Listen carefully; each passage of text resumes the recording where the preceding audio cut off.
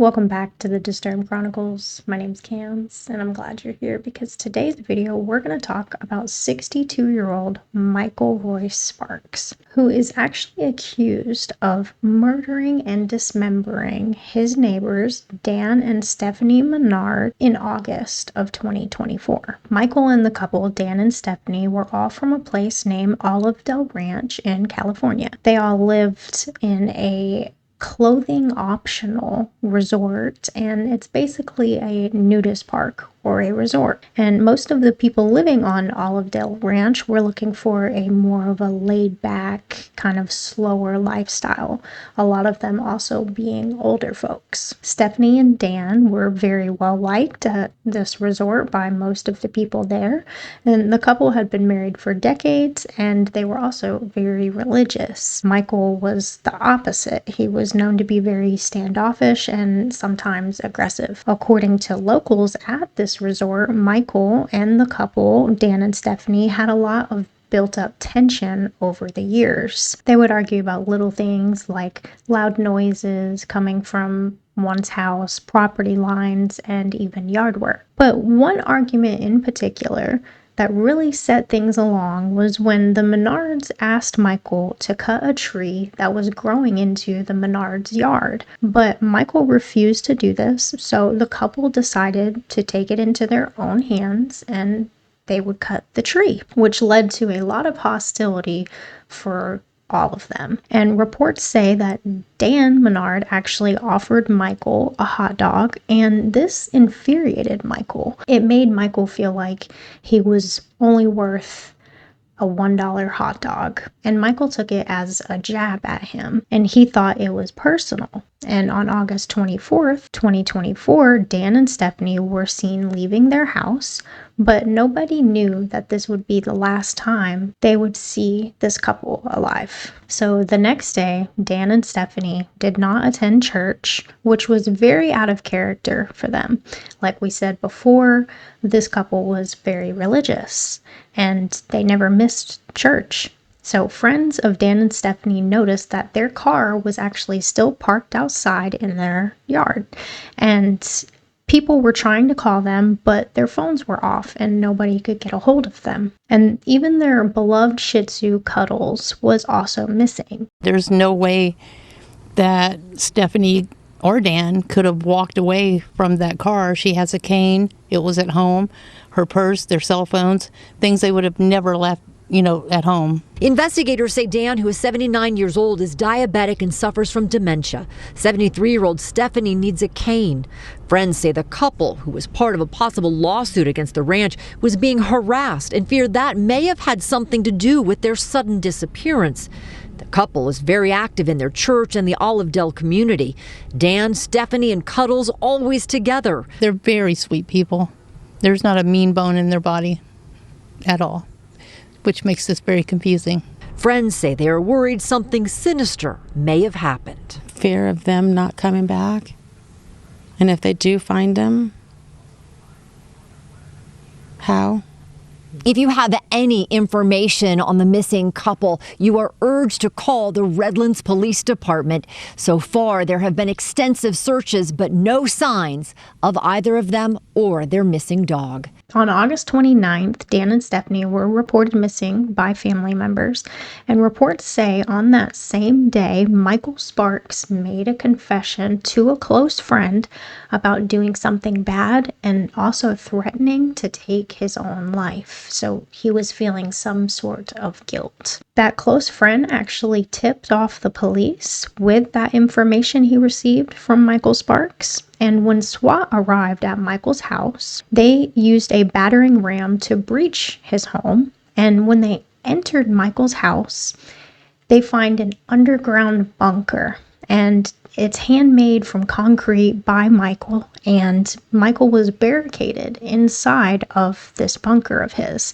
And he was also armed with a rifle. And allegedly, Michael tried to take his own life, but the gun misfired. And soon after this, he surrendered to the police. And what the police would find inside of this bunker of Michael's was absolutely horrifying. Inside the bunker, police would find plastic bags containing human remains. Daniel and Stephanie Menard's bodies, completely dismembered and buried underneath Michael's home. The couple's dog was even found dead. And Michael was arrested, and reportedly, he began to talk to inmates while he was in jail about what exactly happened to the Menards.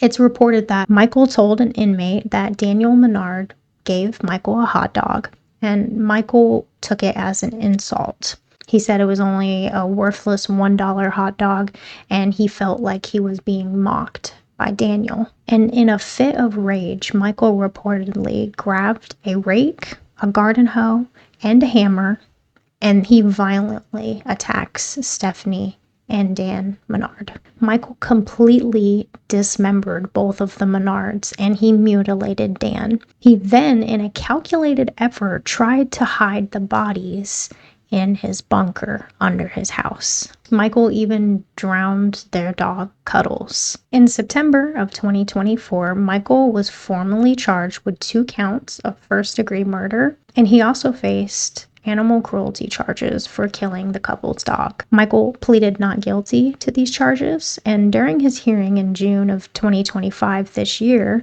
the judge ruled there was enough evidence for Michael to stand trial. But a trial date has not yet been set, and Michael remains in jail without bail. His defense has made no public statements about any possible mental health issues or a motive beyond the feud between these neighbors. Daniel and Stephanie Menard spent their final years in a place they believed was peaceful and safe for them. Their lives were taken in a brutal and senseless act of violence, and that left an entire community in fear. In Redlands, a community in pain after the tragic disappearance of an elderly couple living on a nudist ranch. Neighbors gathered tonight to remember Stephanie and Daniel Menard. Police have arrested their neighbor and believe their bodies are under his house. They brought in heavy equipment today to help in their search efforts. Eyewitness News reporter Tim Caputo was there as community members gathered for a candlelight vigil. We all knew that she cared about Oakdale. At the end of the day, a candlelight vigil in the canyon as a community comes together to mourn the loss of Stephanie and Dan Menard. What does something like this mean to you guys in the healing process? It means a lot. The Menards, who were in their 70s, were reported missing last weekend.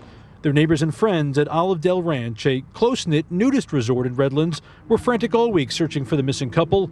Thursday night, a tip came in that their next-door neighbor, 62-year-old Michael Sparks, may be responsible for their deaths and was armed and dangerous. So the sheriff's department used a tank-like vehicle as a battering ram to safely get in his house. Police say he was hiding in a concrete bunker under his home and eventually turned himself in that night. He did attempt to kill himself when the police discovered him, but the rifle misfired. The home is so badly damaged it's still unsafe for investigators to go inside, but police are certain the Menards were killed and their bodies are somewhere under Sparks' home, saying they found human remains and bags in that bunker. All of this, from the search to SWAT to the sad ending, has made for a difficult week for their friends and neighbors, and that's why people outside the small community organized this vigil. We just want to be very sensitive to everyone that's going through this. Friends, neighbors, residents that knew the Menards and that just knew them as their neighbors and didn't necessarily know them personally. Just heard the story and were touched. A touching tribute for the Menards and well-received support for a community that doesn't always feel seen. Because there's a lot of times where in our community, as living in a nudist resort, we feel very isolated because we do get judged. People do assume things about our lifestyle, and we're just people. And we hurt just like everybody else. Among the stories shared about the Menards, one community member came forward and said how much they love coming to bingo, and they said moving forward they will leave 2 seats open, one for Stephanie and one for Dan. And we are left with so many questions. What leads a man in his 60s to brutally murder his neighbors? Was Michael really just mad and triggered by years of resentment? Or was there a deeper meaning for such horrendous acts? And we still don't know much about Michael's past. We have no childhood history documented. We have no history of mental health issues on record, and we don't have a clear motive yet either. And I think that's what makes this case so disturbing.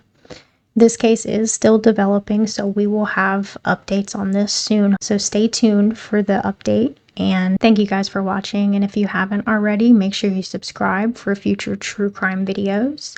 I post every Sunday. And as always, I hope to see you guys on the next disturbing video. Stay safe.